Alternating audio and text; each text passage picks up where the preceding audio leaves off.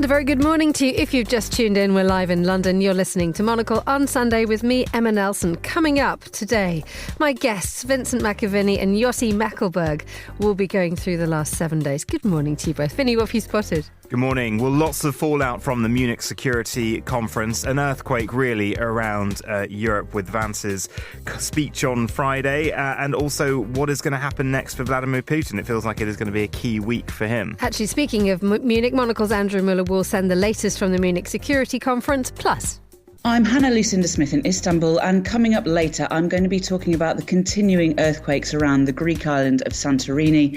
Here in Turkey, a new crackdown on opposition politicians and other figures.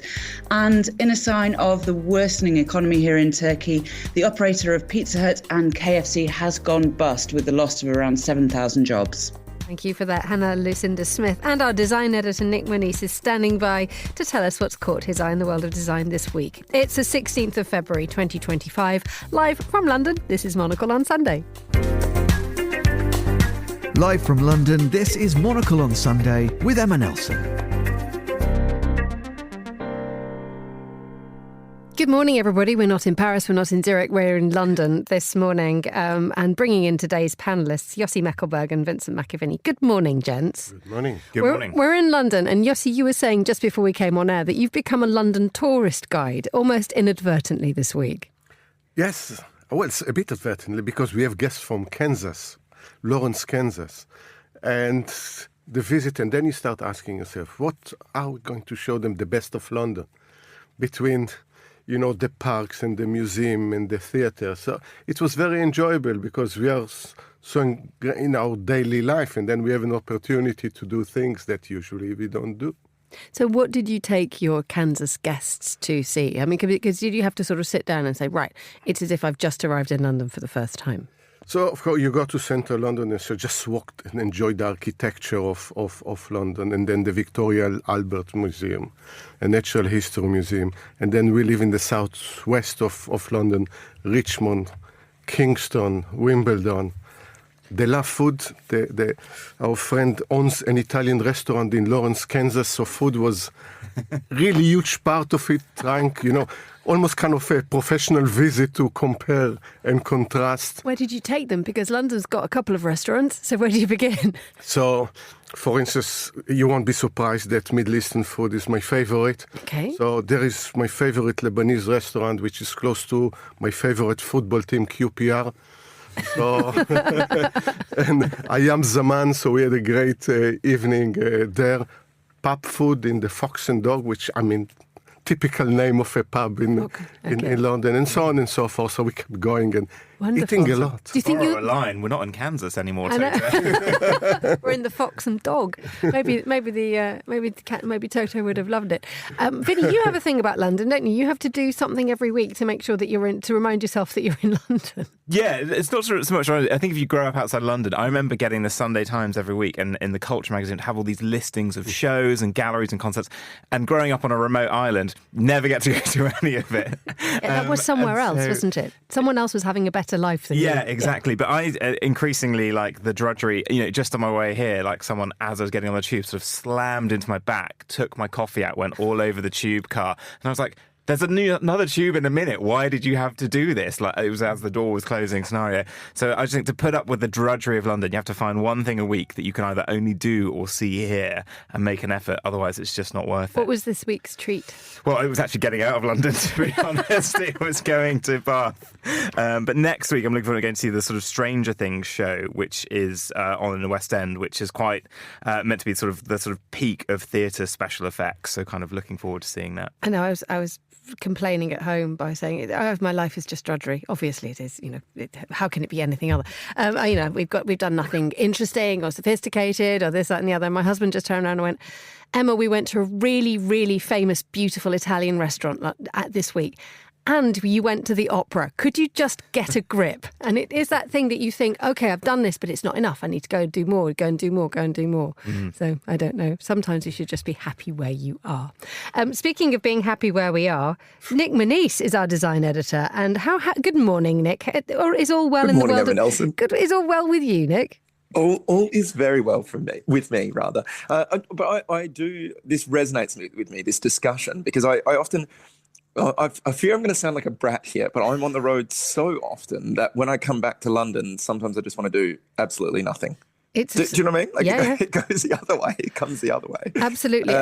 So where have you been on your going somewhere else journeys this week? Yes, I just got back. So I was in Antwerp earlier in the week on Sunday and Monday, which is nice. I mean, an amazing that city I'm obsessed with, and we've covered it in Monocle, for years, 15 years, 17 years, however long we've been around. It's been at the forefront of our coverage a lot of the time. But everything's closed on Sunday and Monday, which is actually almost a good thing because it helps you kind of make decisions about what you're going to see and what you're going to do. It really kind of distills it. So in a weird way, I quite enjoyed traveling on a quieter day. So I was there earlier in the week, and then Barcelona, landed on Friday night, straight to a party, and I've just been resting the rest of the weekend, doing absolutely nothing. Now, Nic Monisse and a party and a dance floor generally lead to things.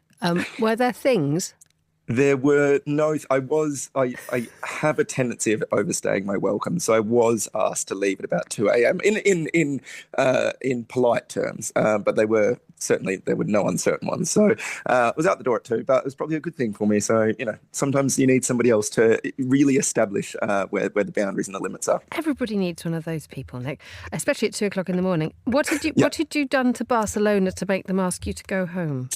Well, nothing major. I feel like I was bringing atmosphere, energy, vibes. But I was there for a few little reports. But also, when we're working on our coverage for the magazine, so much of it is also about going and seeing things and experiencing things and talking to people. And it's all those sort of little connections that you get when you're on the road that are really important. So I was lucky enough to go to the late architect Ricardo Boffel's studio, which is this amazing complex just outside the city, and then right next to that is Walden 7, which is one of the most amazing mid-century experiments in social housing. So I managed to sticky beak and poke my nose in and around there, whilst also reporting on a few stories for our Salone del Mobile newspaper, which we are already in the works for Milan Design Week this year. You're very good at sticky beaking, aren't you? Because there's a really sweet thing in Monocle's February issue, which is you were in Valletta. You looked out of your bedroom window,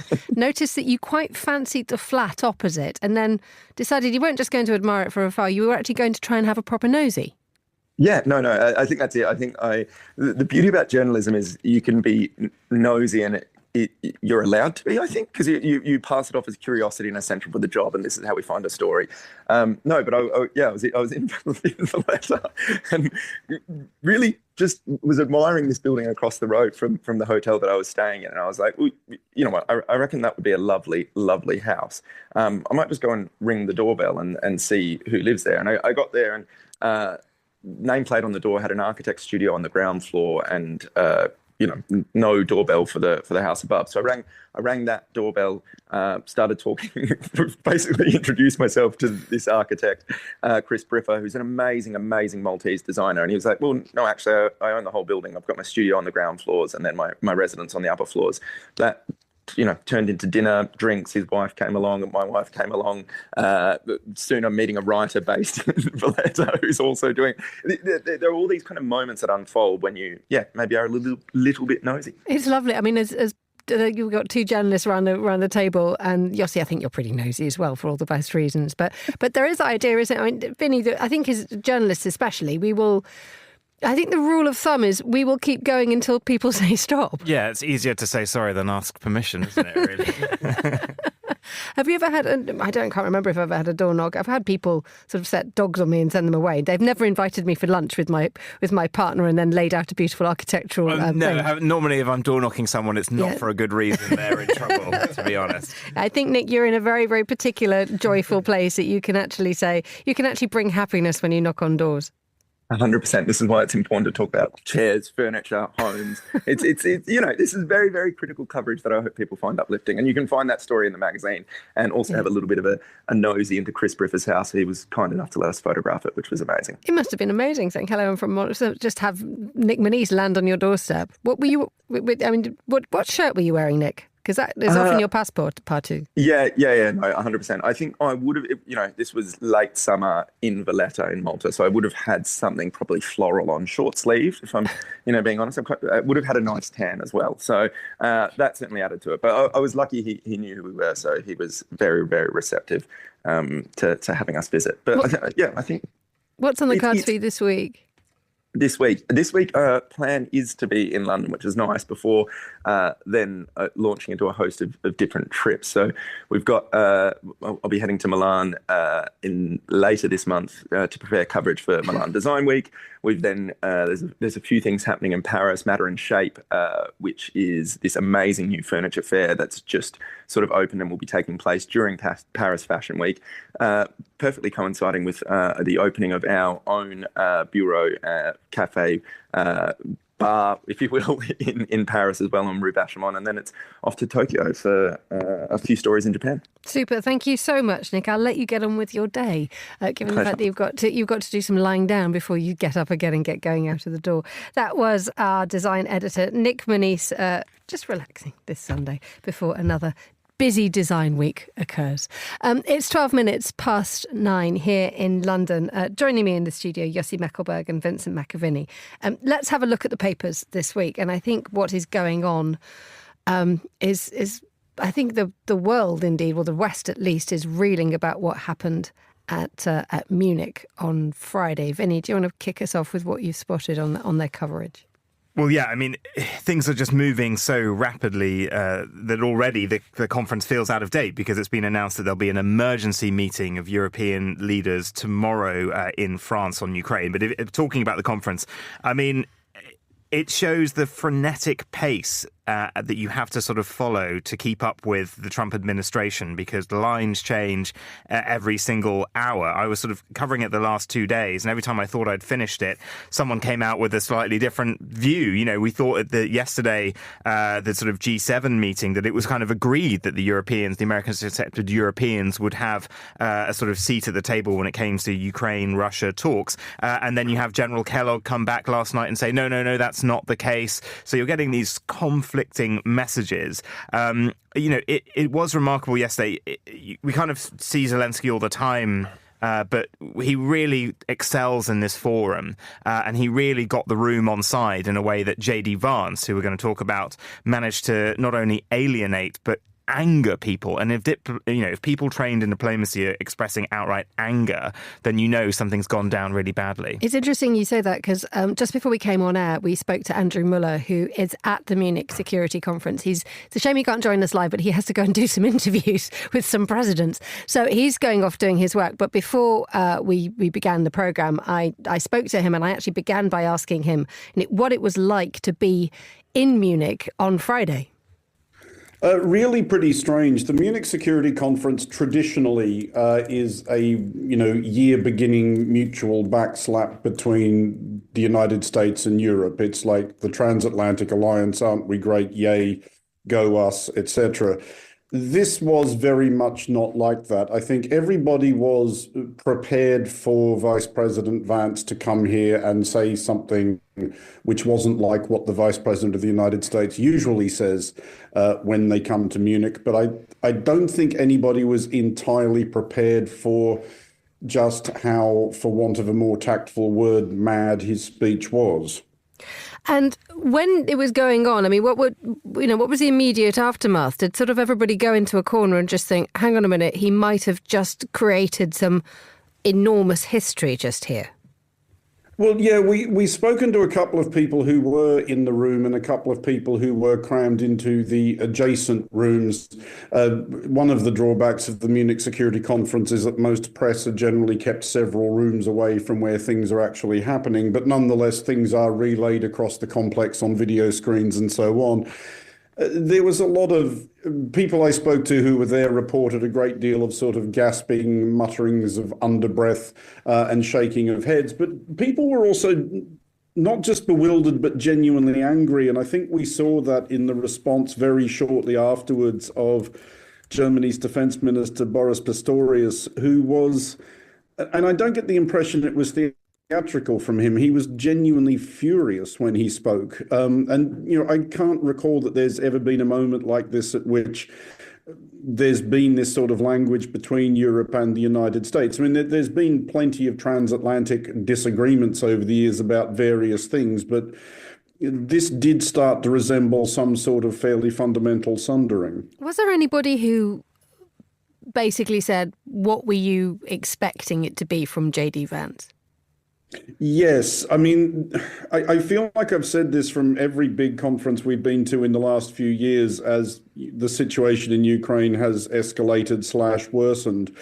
But there is a recurrent theme in tones of increasing exasperation from Eastern Europeans, but the Baltic states in particular, former constituents of the Soviet Union as they are, along the lines of, we told you so. And for the last 3 years, they've been saying, we told you so about Russia.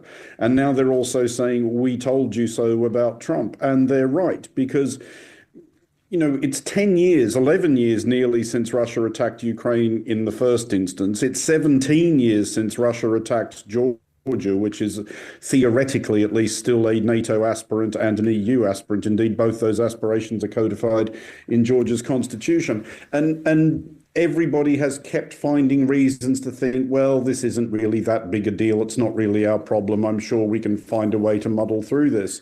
And so, yeah, when we've spoken to, and we have spoken this weekend to a few people from the Baltic states, and we have a couple more to come, they are completely unsurprised by this, and they don't understand why Europe hasn't heeded the other warning they got 8 years ago when Donald Trump was elected the first time. You mentioned Georgia. I mean, you spoke to the president of Georgia yesterday, and how are they?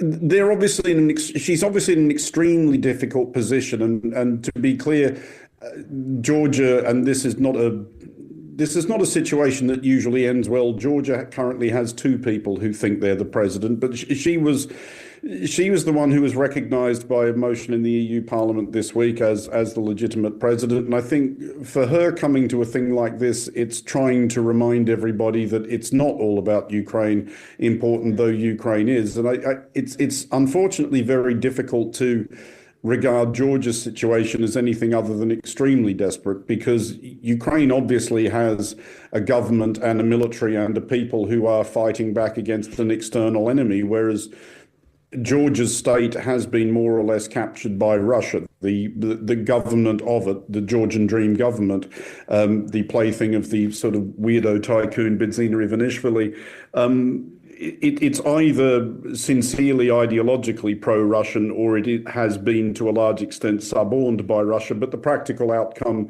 is the same for Georgia, which is that its aspirations of orienting westward, becoming a member of NATO and the EU, are in grave peril. And it's a similar dynamic we saw in Ukraine earlier this century, when the people of that country thought, we're being given a choice between the West and Russia, and we'd rather be in Europe. As a result, given what J.D. Vance said, and also given the fact that we are in an incredibly difficult situation when it comes to Trump and Putin getting together to try to finish the war in Ukraine, are Europeans focusing their minds? Well, we're about to find out, because, again, Europe has had, depending on when you want to date this back to, and you can quite plausibly date it back to Russia's invasion of Georgia in 2008, we've had nearly 2 decades in which Europe could have got its act together about this. And Europe has kept finding reasons not to. I mean, bear in mind that everybody was perfectly happy to buy cheap energy from Russia until about 3 years ago. We were all quite happy, apparently, to go to a World Cup in Russia after they'd attacked Ukraine the first time. It's always been easy not to deal with Russia, not to confront Russia, not to recognize the threat that Russia poses. And you do have to wonder, and it's a question we've heard asked both sincerely and rhetorically this weekend, how many more wake-up calls is Europe going to need? The call by President Macron for an emergency meeting of European leaders in Paris, I think starting tomorrow, does suggest that he at least gets it, but it is just that thing of whether everybody else apprehends that, and now whether everybody is willing and able to communicate to their electorates who have regarded this all as a fairly abstract proposition that, difficult and expensive things are going to have to be done. Andrew, thank you so much for joining us on the line from Munich. Listening to that, my guests, Yossi Mekelberg and Vincent McAviney, Vinny, you've already mentioned the idea of people getting desperately angry, but when you were following it, Yossi, the astonishment that I believe that you felt was of, what is this man doing? Where are his diplomatic skills? Where is his actual sense of what his job is supposed to entail? The long and short of it, he has no diplomatic skills. You have your first visit as the vice president, meeting your main allies on this planet, and you go straight in a speech and offend them and preach them about their democracies and how they should run their democracy. Or it's not good enough democracy because, for instance, we are not allowed to burn religious books without being taken to court, unlike the United States, their interpretation of the First Amendment. Then about not talking about the Ukrainians. You mentioned it earlier. While this is one of the main issues that are of concern to Europe, that's not a way to have friends. That's not a way to conduct your diplomatic affairs with close allies. There is a basic mistake in American foreign policy. It started by the end of the Cold War that they don't want to be a global force anymore, but they are. And they can shift their focus for one part or another. So I don't deal with Europe and Ukraine if I need to deal with China. Reality, if you're a global force, you need to be able to deal with all of this situation at the same time. And they don't want to do that. And the idea that they abandon Ukraine and with that abandon Europe, because the next are the Baltic, Georgia already, which means we are going back to pre-1990, and this is very dangerous. And the idea, Yossi, just staying with you for the moment, about what Andrew has just said, that, if we have this meeting on Monday, tomorrow, with Emmanuel Macron pulling together world leaders, just trying to galvanise, it is that moment when Europe stops sitting in a Viennese coffee room with its coffee and its glass of water and discussing and becoming the great place of compromise and ideas, and has to, and I'm sort of quoting Muller here, make some difficult and expensive decisions. That is something that Europe probably doesn't want to do for lots of very clear reasons and very obvious reasons about what's happened in the last 100 years. But it is now, we feel now, or some are feeling, that this is actually the moment when things begin to change. Yeah, and Andrew's absolutely right. This is, you see, by coincidence, I'm teaching a course in crisis management this term. And, this situation, it gave us so many examples every Have you had to rewrite it? No, actually, it's so helped with all these examples, the theoretical elements of it. And the Chinese are the one that says that crisis gives you both its danger and opportunity. So here we have the opportunity as Europe, because as Andrew said, it helps to focus the mind. We can't rely on the United States anymore. We need to build our own separate foreign and security policy, and which always Europe failed. It's also another, for us here in the UK, there is an opportunity, because the disaster of Brexit just shows how we need to work closely with Europe, especially on these kind of issues. And I think, we'll see tomorrow in the meeting tomorrow, if the UK and you understand to put the Brexit behind us and work on this issue and develop separate, although with cooperation with the United States, but unique one. Just one small point I want to drag out that's kind of getting overlooked in the speech, and Monocle is all about finding the positives and the optimism. And one of the things that Vance focused in on was this strange anecdote about buffer zones around abortion clinics here in the UK and female health fertility clinics. I spoke to someone in that sector yesterday who says that, I sort of said, I bet you didn't have attacks from the vice president on your bingo card. And they said, it's great for us. It raises money. It gives us attention. It actually reinforces people here in Europe, people here in the UK supporting this and wanting to be different from the US and not allowing too much of their cultural force to sort of bleed into our own, which was a really interesting thing. And, on that point that Yossi was just making, Brexit coming up to a decade ago, it has been a turbulent time. Brexit so-called dividends, air quotes, have been vanishingly fleeting. But this really is a moment for Starmer to step up. And I think we're going to have to see him now.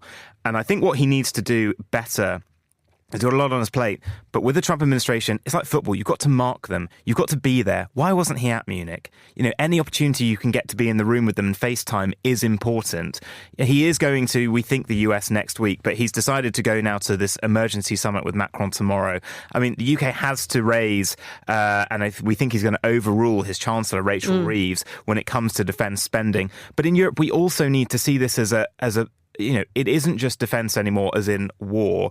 We need better facilities and better preparedness and better, you know, operations in terms of what military personnel can do, because all across Europe in the last year, in Ireland recently, in Spain last year with the floods, in Ireland with the floods, you know, Europe is having extreme bouts of weather, which is kind of beyond the emergency services, which you kind of need shared military force sometimes to deal with. And so you've got to see it as an opportunity that defence spending isn't just about being prepared for battle. It's also about using those forces, you know, like we did here in the UK a long time ago, when the private sector absolutely collapsed in delivering security for the 2012 Olympics. The military stepped in and everyone loved it. And it was a really good thing. And it sort of drove a bit of engagement with the military and drove some people wanting to join up as well, just seeing them. It's beyond, as you say, beyond defense, because there is another aspect to what the Trump administration is doing now, cutting US aid. So it enables us to step into also the development and the foreign aid field, and to build this goodwill with the countries that we need to support and supporting us. So again, with all the crises that it creates day after day, and we'll talk about the Middle East in a minute, it also creates this opportunity. And cutting the budget of USAID, yes, it's going to help us, but to hurt us, but at the same time, it creates this opportunity to step into what they are refusing to do right now. Interesting you say that might be the case. I mean, just looking at the South China Morning Post this morning, could USAID's closure open the doors to greater Chinese soft power in the global South? This thing is reaching far and wide. And just going back to your point, Vinny, about the idea of the United Kingdom trying to sort of, I don't know, find its place. The fact that we have Sir Keir Starmer saying that he's threatening to overrule the Chancellor Rachel Reeves and spend more on defence. He made a very, very strong statement last night, arguably quite a rare occurrence.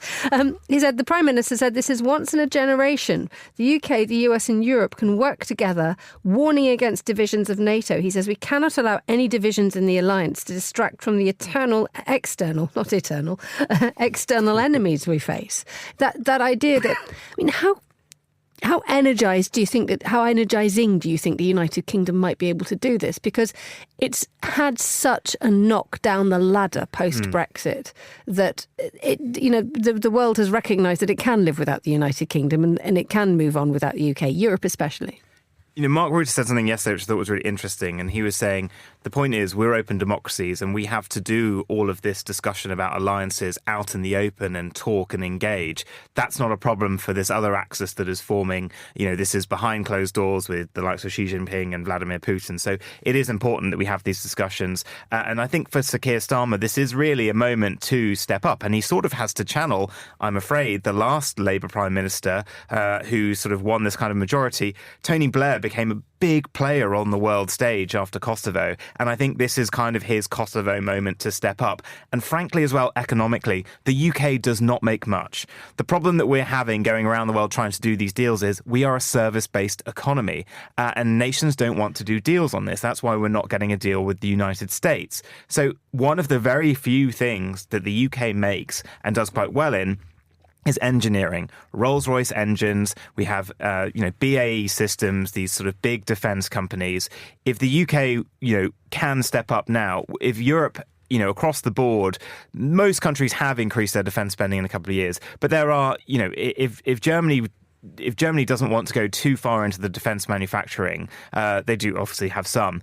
for the UK, this is a massive opportunity to massively expand that and provide to EU and NATO allies and rebuild bridges across Europe. France, obviously, as well, a big manufacturer in this, but they've got cars, they've got planes, they've got way more manufacturing than we did. If we put sort of all of our efforts into a bit more defence spending and use that as a way to bolster our ties with Europe, that probably is the biggest Brexit benefit that we could get. But those are structural problems that we have definitely since the Thatcher era. And no one is ready to address it, including the educational system that doesn't build into going back to manufacturing thing, actually exploit all the kind of advantages we have vis-a-vis the world, but we don't do that. If you look at the education system, hasn't been reformed for decades in order to face exactly the disadvantages that we have vis-a-vis our competitors or even our allies in Europe. It's an ideological issue as well. It makes absolute total sense to sort of step up in that department. However, you will get an enormous amount of pushback, not least from within the own Labour government. Mm-hmm. Yeah, potentially. But I mean, I think even the people that are making up, he has a massive majority, and he has managed to flush out a lot of the Corbynites who would be against sort of really engaging with boosting that sector in some kind of state intervention. He has the majority.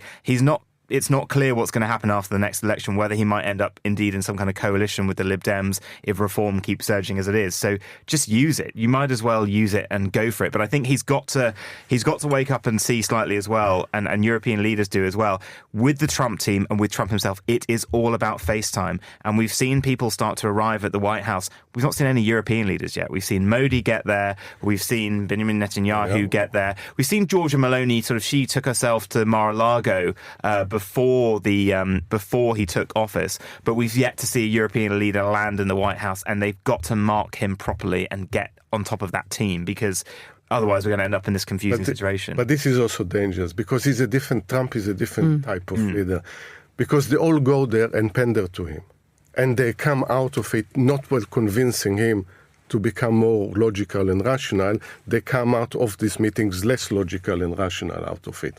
So yes.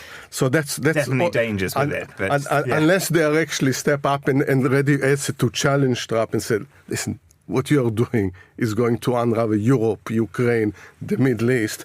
You're right about in diplomacy phase that is important, but as long as you have a frank and honest conversations, can you have it with Trump? It's a difficult one, but should take place. But the other thing as well is we know, for instance, play him at his game. We know he watches Fox News for several hours a day. Get on Fox News, because we still keep going back. I keep going back to that bit of advice that someone gave me about how do you approach Trump. Trump is a reality TV show star, and this is how he is managing the world at the moment. I mean, going back to your point, Yossi, the idea of you go and see Donald Trump. I think his comments about seeing Keir Starmer next week is like, yeah, let him come and see me. And you can just imagine almost on a throne waiting for the next person to come, the next supplicant coming along, and it's just that idea that Europe has to sort of go it alone, stick to its values, do what Europe does best, or play trading with Trump. That just seems to be in the same way that Volodymyr Zelensky recognised that the only way he's going to get help is by giving something to the Americans, which is their precious minerals.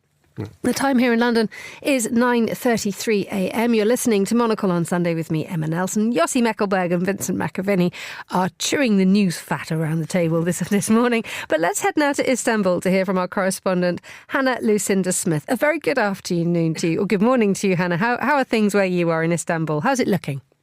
Good morning. Yeah, well, it's looking busy indeed for President Erdogan, who's just on his way back from South Asia, where he's been this week. And it's quite a cold and rainy reception that he's going to get back here in Turkey. The weather's definitely taken a turn for winter. Yes, he'd had a sort of a slightly, a really strange sort of, he went to Malaysia, didn't he? And he went to Pakistan, where the two countries are really, really close.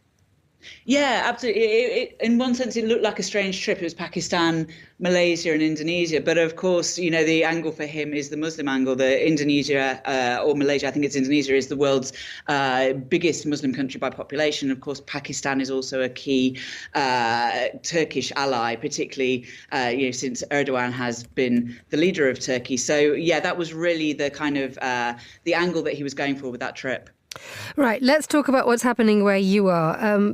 Big news still. Let's head to Santorini, because that has been quietly, encroaching towards catastrophe day by day as more and more tremors, not just sort of knocking the island really, really quite profoundly. Yeah, this is really terrifying for the people who live on Santorini and also in the surrounding area. This started at the end of January, not just one or two earthquakes and aftershocks. This is a series of earthquakes which are growing in strength. So they started sort of 4 on the Richter scale. They've now moved up to 5.5, and they're actually being felt in Izmir, which is a coastal city in Turkey. Now, these kind of seismic events in the Aegean are something that have been happening for as long as the world has existed. In fact, these islands, that's how they were created. They're volcanic islands. But these kind of events are really, really rare. And the fear is that it's kind of leading up to a really, really big earthquake or an undersea volcanic eruption. And to date, around half of the people have evacuated from the island.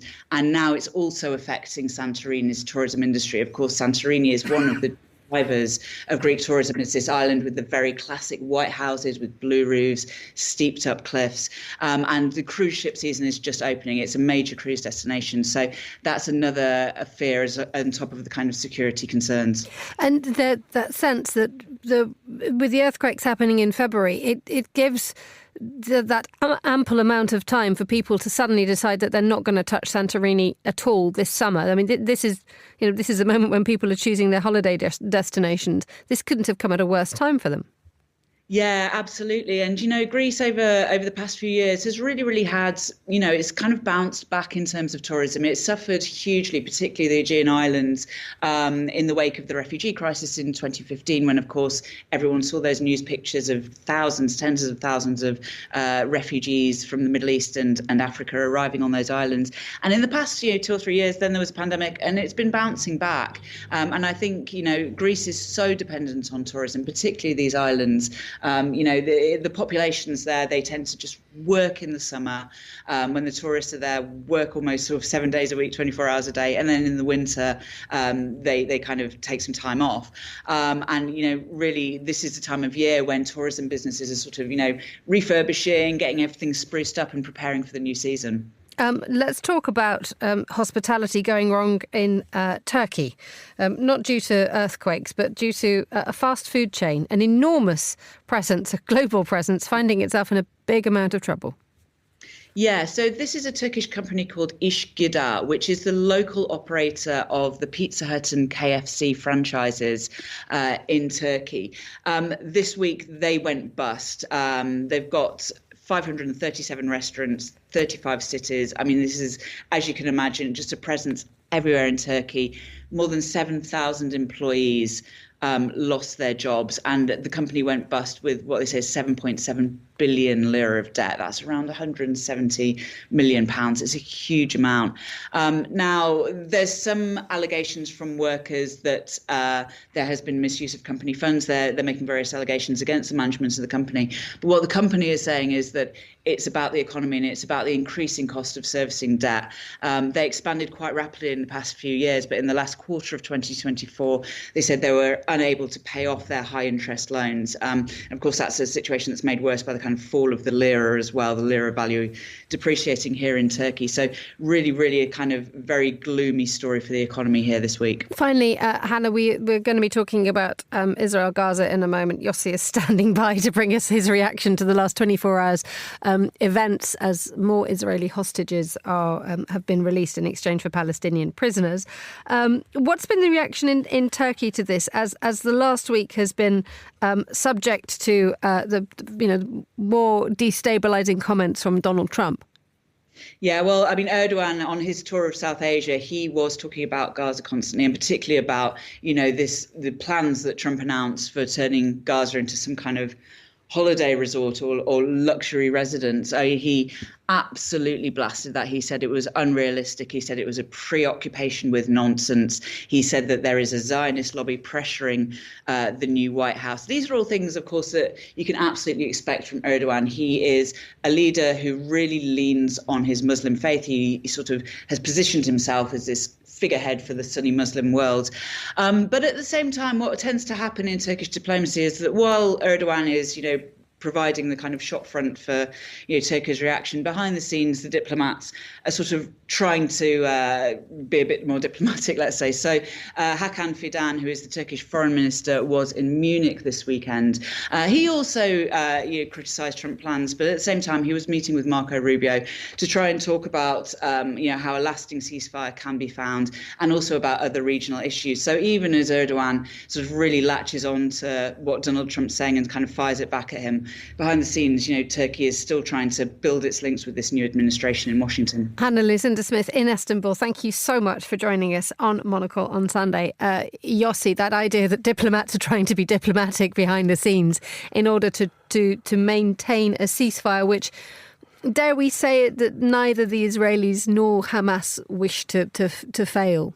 In general, I mean, we have mentioned in the past that there are certain factions within the Israeli government, and indeed there's pressure on Netanyahu to make the ceasefire fail. But the fact remains that is there a sense that actually people do want this to work? Opinion is divided. Most Israelis say for a very long time, months ago, since almost November, December of 2023, that ceasefire should come first, the return of the hostages, and then see what happens.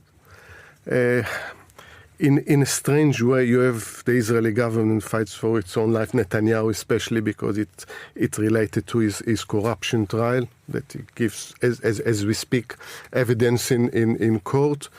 And you have Hamas obviously fighting for its own survival in Gaza. We hear that Egypt, for instance, talking about how we build Gaza beyond Hamas. So a lot of what we see every Saturday now with the return of the hostages, a show of force by Hamas, because it's not the power it was before the war. And then, of course, the unwelcome intervention by Donald Trump. The first time that I can remember that a leader of a country actually suggests a war crime as a policy on a mass level of taking 2.3 billion people and force expel them. And when even, for instance, Secretary of State Rubio immediately said, it's only temporary, Trump go back and say, no, it's not temporary, it's permanent. Rubio is in Israel now. And he just arrived to Israel. And so you don't know whether, and talking about building a Riviera, a great place, but not for Palestinians. So for whom? So some rich developers that will make a lot of money out of Gaza. It's insane, because if you think about what happens if you push 2.3 million people to Jordan and Egypt, and I visit Jordan back in October, the struggle as it is, with resources, with the very delicate social fabric to keep it together. This is the most generous country when it comes to refugees compared to its population. When we are just if you put 1 million, it's out of 11 million Jordanians. Just think if anyone will suggest that the UK will absorb 6 to 7 million refugees. 10% of the population. Yeah, just imagine what's going to happen in Parliament. And nonchalantly, yes, they will take us because they'll take them because they owe us. Not actually understanding the basic what is going to, what it implies to these countries beyond. There are 3 levels, and we need to talk about it. It's immoral. There is no doubt about it. You're talking about people that went for 16 months of horrific war, 48,000 people killed. It's illegal by international law from the Geneva Convention, the post-Nuremberg, and the rest. And it's destabilizing the region. And all the talk about normalization and peace is completely out of the window if you are going to basically ethnic cleanse Gaza. So that's where we are.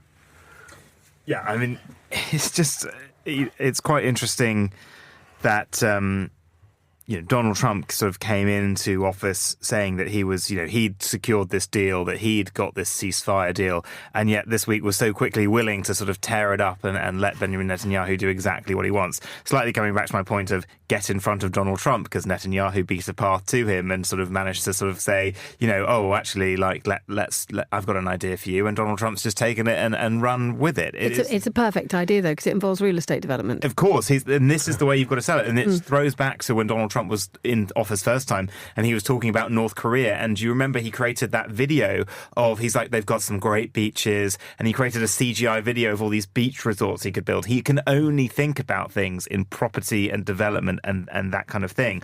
But I think, the universal horror to that plan, the idea of creating a quote-unquote Riviera out of Gaza, has shown that, people were not willing to go with it. Even the Republican Party, it was a bridge too far.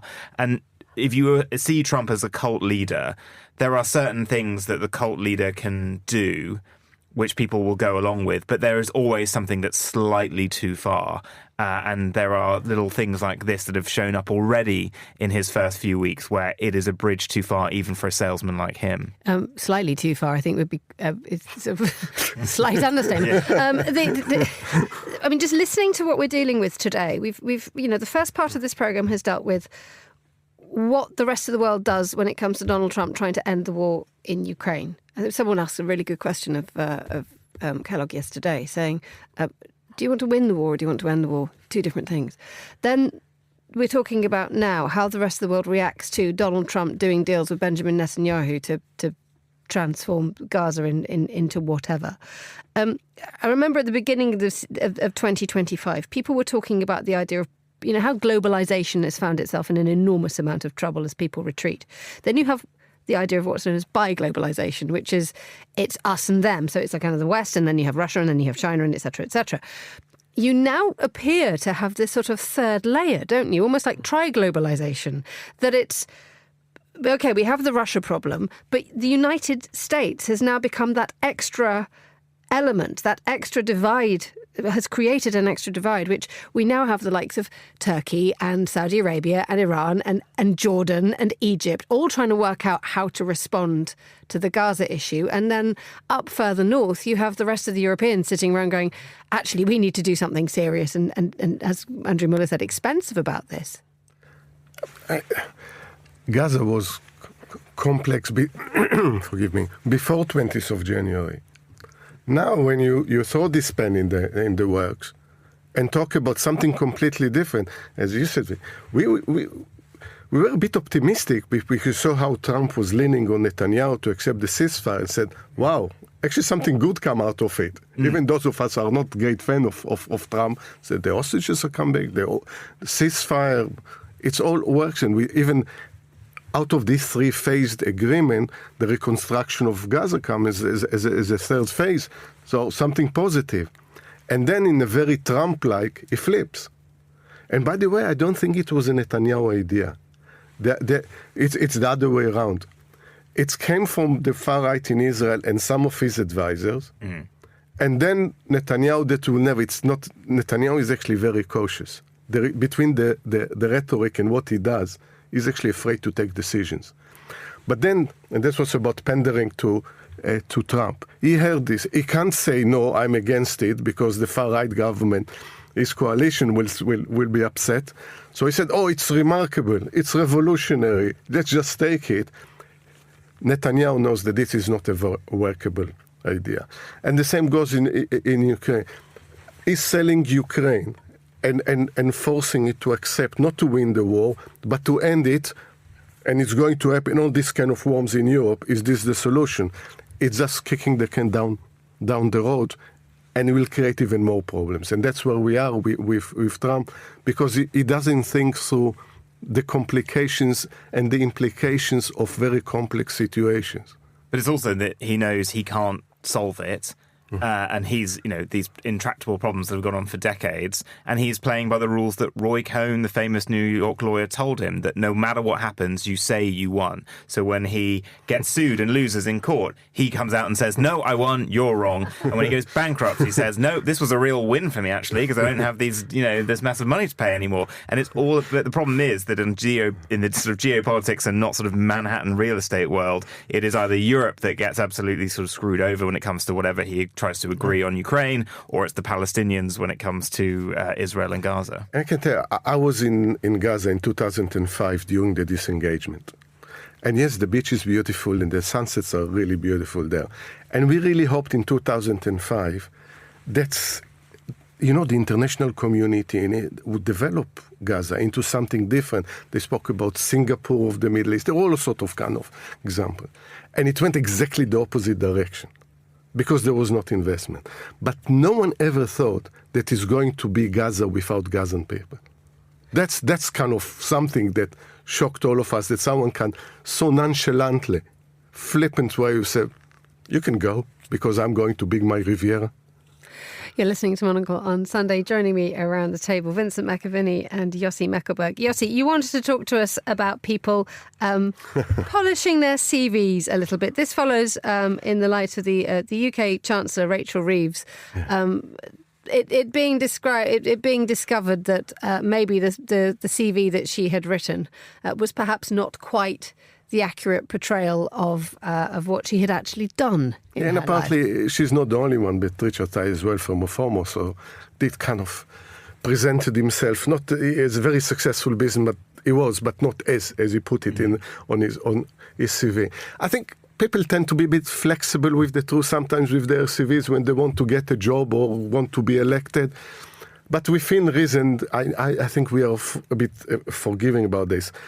But when you start to see that, people potentially lie on this and they are not who they pretend to be, we have an issue, because society is built on trust. I was in a position that I interviewed people for jobs, as when I was head of department, and I expected them, and sometimes I found on their CV that they didn't do anything or what they claimed on the CV. And then those who are very honest and come to the same, apply for the job, they are disadvantaged by the one that give their imagination to fly a bit when they apply. So no, we're a society built on trust, and I think politicians set the example. I think in the case of Rachel Reeves, I think Labour came on the back of complete collapse of trust with the Conservative and what they say and what they do. So they need to be kind of very careful with this, more than anyone else. I must start to polish my CV a little bit. I'm hopelessly honest about this, and I've suddenly realised I might be going wrong. Vinny, is it forgivable to up your part a bit? I think what's happening here is that it's a very hard jobs market for people out there, and LinkedIn has turned careers into a competitive thing. Most of us, in the 2000s and 90s, we really didn't know much about, our friends' careers or all that kind of stuff. Now I see, some of the people that who do posts on LinkedIn, you see this entirely different sort of corporate side to them, and then they're doing things that you're like, are you actually doing that? It is quite remarkable. I mean, I think what happened with Rachel Reeves is interesting. There are some dates that were wrong on her public LinkedIn, but she has said in speeches, I spent a decade as an economist at the Bank of England, when she didn't. She spent about 6 years as that. So that and quite a lot of it is spent doing a PhD somewhere else. Yeah, so you've got to be honest with voters, when you're trying to get their trust. I think, it's really interesting. Something I noticed this week for the very first time was I was looking at a prospective job, and the job advert specifically said, do not use AI in your application, which I think was really, it's the first time I've seen that, and it sort of gave detailed reasons why, and it said that it had detection methods to try and stop it. And increasingly as well, jobs seem to be, and I think, there are whys now to people exaggerating things a little bit, because lots of jobs, you now see that there are sort of pre-interview tasks that you have to complete, which is a little way of kind of trying to weed out anyone that's claiming they can do something that they can't. So in journalism, if you're sort of claiming that you can edit and do all these kind of things, they're asking you to provide an edit that you have done or all these kind of things. So that is one way to try and deter this kind of practice, I guess. We're one step before only AI will be able to apply for jobs. Brilliant. Let them do the jobs. let's move on finally to, I know that there was a story that you wanted to draw our attention to, both of you, Yossi and Vinny, which is there's a comedian in the United Kingdom called Peter Kay. He's incredibly funny. He's very silly. He's very daft. He's phenomenally clever. And he's very, very famous now, and he plays big arenas. However, he got himself into trouble a couple of days ago because he threw out some hecklers from the show, and everybody started to criticise him, not the hecklers. It was you, Yossi, who wanted to bring this up. Yeah. My argument, the stand-up comedian and political commentators should never throw hecklers out of their audience. We have to take it on the chin. I'd like to see you try and do stand-up, actually. I think that'd be quite marvellous. Or political commentary, for this matter. But actually, when he put me in place, because he actually made a very good point, and I let him put this point that, it's not exactly the traditional, what he does in this show is not exactly the traditional stand-up comedy. Because the reason I love stand-up comedy is the kind of interaction between the audience and the stand-up comedian, and the need to think on your feet and very quickly in this interaction. And stop saying that I don't like it, but I think Vinny has a very viable point about what this is a different case. It's about different kind of forums, isn't it, that you're in? And yeah, I love going to a small comedy club, and sometimes you see big comedians there workshopping new material, and obviously they might get a heckle and they engage. And that's part of the fun of the show, is to see how they put down the heckler. And the BBC's done a really good piece, actually, where they speak to lots of other comedians about what they think about it. And they've shared anecdotes of the kind of worst heckles they've had and how they deal with it. Most of them, they were on Peter Kay's side. And I've got to say, I am fully on his side, because I have seen this show. Peter Kay, for anyone that doesn't know internationally, because he hasn't actually, he's never gone and tried to have a Hollywood career, but he is the most successful British comedian ever. He earns huge money, and he's much loved because he's done shows like Phoenix Nights and Car Share TV shows. He can act well as well. He writes. Everything he does, he's always written. He's very authentic. But what this show does, because we know he was meant to do this show back in 2017, it was cancelled, and we think he had a sort of health issue for a couple of years that kept him away, and he's come back and done what is the biggest UK comedy tour ever, and he's playing arenas, the biggest venues in this country. I saw him at the O2 in this tour, and this was 18 months ago. This tour's been going on for 2 years, and the O2 Arena is a 20,000 capacity arena. And what he does, and there is some crowd engagement, because he sends a camera out to the crowd at one point and he engages with the crowd. But what he does through this show is so carefully lace these little tiny things, and he's interacting with these projections and big screens. And then at the end, there is this grand spectacular that you don't see coming, where he basically goes around the audience in this sort of flying machine that goes around from the roof, and he does this big sing-song, but it's all linked back to these tiny little things that he's done along the sort of 2.5 hours of this show. And I feel like for him as a performer, this sounds like it was so bad. Just one person, because he has a famous line, which is garlic bread, right. which is you about... have to be in the room to find it funny, obviously. Yeah, exactly. But it came from a story about his dad, them going to the Europe in the 80s for the first time, and his dad's mind being blown by the idea of garlic bread, and someone just kept yelling it, and he'd had enough. And his argument is, it was being ruined for the people around this guy, so he kicked them out. But the video is difficult, because I think he does just seem so frustrated, and he does get a little bit angry. But it's about the kind of forum that you're in, and when you're in a comedy show like this in the O2, or a big arena where it's so complicated, I think he is a little bit justified in doing it. But I completely agree with you, Yossi. If you're in a small venue and you're a comedian, you totally have to expect the heckle. Maybe the O2 is not a place for stand-up comedy. Yeah, that's true. And I've seen comedians there that can't handle it. I've seen Amy Schumer, the sort of US comedian, and a big venue like that with a British audience, it didn't quite work. So I think it's all about the sort of forum of the comedy. It's interesting. In a different way, I saw Ed Sheeran in the O2, and you don't expect one person with a guitar, because it was mainly like 2 hours of that. He managed to fill the place, but then I thought to myself, it would be so nice to saw Ed Sheeran in a place with 200 people instead of 10,000, because it would be a completely different experience. And I think it's the same with stand-up. Yeah. Thank you both, gentlemen, Yossi Mekelberg and Vincent McAviney, for joining me on the programme. And thanks also to Andrew Muller, Nic Monisse and Hannah Lucinda Smith. Thanks to the producer, Desiree Bandley, and our studio engineer, Alan Whedon. I'm Emma Nelson. Monocle on Sundays back next week. But for now, goodbye. Thank you for listening, and enjoy the rest of your weekend.